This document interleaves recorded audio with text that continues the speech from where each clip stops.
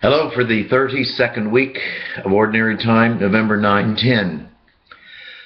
First reading Maccabees 7, 1-14, and then Luke 20, verses 27 to 38. And in today's readings, we deal with two sets of brothers. A set of 7 brothers and another set of 7 brothers. And these two sets of 7 brothers gives rise, at least to me, of asking one question, and that is, what is it like after I die? Well, for openers, let me tell you plainly, I don't really know. But I think the Scriptures give us some insight into that. And the first one is taken from the book of Maccabees, which was written a little over 100 years before Christ lived. And there were 7 brothers who were persecuted, and they were persecuted and killed. And the 4th brother in that reading, he says, he sticks out his tongue and shows him his tongue, and then he says, and look at these hands of mine that God made, and if you kill me, I still believe that this same God can give me these hands, or better hands, back again. So we have 100 years before Christ, a new dawning of there is something after this life. And it's a new dawning in resurrection of the body. Well, in the second gospel reading, people ask Jesus Christ that same question. What is it going to be like after I die? And they present a ridiculous thing, sort of. The scenario where a husband and a wife with no children, the husband dies, the wife doesn't have any children. Well, what should she do? Or what should the brothers do? And they present the scenario that the one brother dies, another brother marries her, another brother dies, and it goes on for 7 brothers marry the same woman. And then they all die. What's it going to be like in heaven? Well, one of the things that Jesus seems to point out is there really isn't sex in heaven. He says you're going to be sort of like the angels. Not angels, but like the angels. Well, an angel is a spirit that doesn't have a material body. It's spiritual.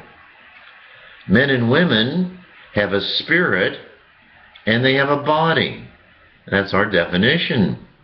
So it's some type of combination of a soul or a spirit with material, with a body. That's what a man or a woman is. We define men and women in different ways. One of the classical is a man or a woman is a rational animal. They also say, well, a man or a woman is risible. He or she has the ability to laugh. That makes them human. And another thing, one of my hero theologians, Karl Rahner, says a man or a woman is a radical questioner. He or she asks a question, gets an answer, and the answer gives rise to 2 more questions. So we're always asking questions. Why, Mom? Why, Dad? Why? A radical questioner. But at any rate, this was in Jewish law. As far as if the wife loses her husband with no children, the brother takes her as wife and has relationship with her to give her a son or daughter, and in particular, as you know, a son. Well, I looked this up in my little dictionary explanation. I find it worthwhile. Here it goes. It's called the Levirate law. It's found in Deuteronomy chapter 25, verses 5 to 10. And it says, "It is the law found in Deuteronomy, according to which, if brothers dwell together and one of them should die, leaving no son, the wife of the dead man should not marry outside the family to a stranger. Her husband's brother shall go in to her and take her as his wife and perform the duty of a husband's brother to her. The first son whom she bears should then bear the name of the brother who is dead, and that his name might not be blotted out in Israel.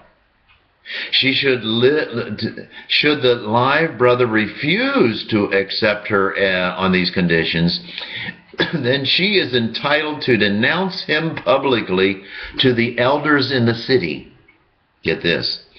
"If not even these can convince him, then his brother's widow should go up to him in the presence of the elders, pull off his sandals off his feet, and spit in his face, publicly insulting him, so that bad name should go down with his family in Israel." Isn't that interesting? Well, the key is our progeny, our sons and daughters, and really, what happens after we die? What happens to our body, our spirit? Not like, or like an angel, but not an angel. And we are some combination of this spirit and body. What it's going to be like, neither eye has seen nor ear heard. But what it's going to be like, well, if we're a man or a woman, it's going to be some combination of my spirit, or my soul, and my spirit or my soul connected with material, or with a body. Your imagination is perhaps better than mine, so the sky is the limit. You know, at funerals, in the preface, I love it, there's one little liner there that says, "Now look, so-and-so who died. Life is not ended, it's changed. It's changed into a new relationship with reality. It has a new body. The spirit is connected with new material, a new body." Might have a little inkling. After Christ died and rose again, he had a new body. His same spirit, Jesus, God, was connected with new material. And he sort of appeared here and there, and they didn't recognize him, and he seemingly, doors were locked, and then he would appear. What's this new relationship going to be like? Well, your guess is probably better than mine. And the sky is the limit, or the universe, maybe we should say, is the limit. What do you think it's going to be like after we die? Have a good day.